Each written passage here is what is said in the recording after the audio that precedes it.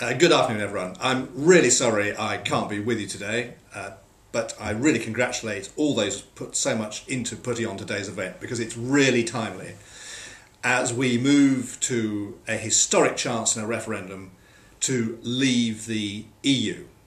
I'd like to make just a couple of quick points. I'm absolutely clear that it is not the EU that delivers the famous 3 million jobs so frequently quoted.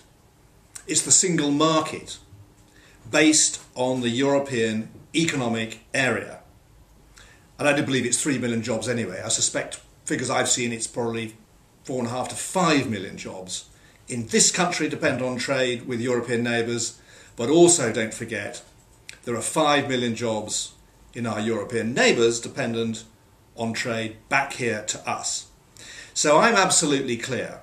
We can leave the political and the judicial arrangements of the EU, which cause us so much grief at the moment, and we could become really active major players in the European Economic Area, possibly through membership of EFTA. We wouldn't just help grow trade in Europe, we would suddenly become major players on those global bodies that decide so much regulation, which is cascaded back down through the EU. So you take the World Trade Organization, the International Labour Organization, we're represented by the EU along with 27 other states. And I know perfectly well from my time at DEFRA that on those bodies we're not always properly represented. If we had our own seat, we would build alliances with the old Anglosphere, fantastic historic links to the United States, Canada, Australia, New Zealand. You've got an extraordinary stronghold through the Commonwealth, worth 4 trillion.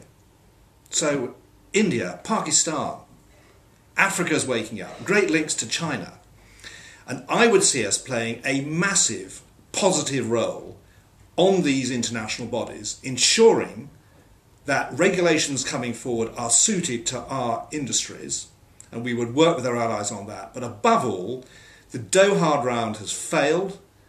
We're seeing real problems, migration around the world, caused by the lack of free trade. We would be an enormous positive influence around the world, promoting free trade again. And I see a huge optimistic vision for this country, a really spectacular future.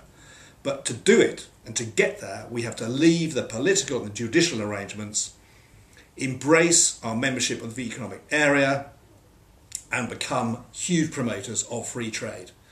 Thank you very much for asking me along. Sorry I can't be with you, but have a great time. Thank you.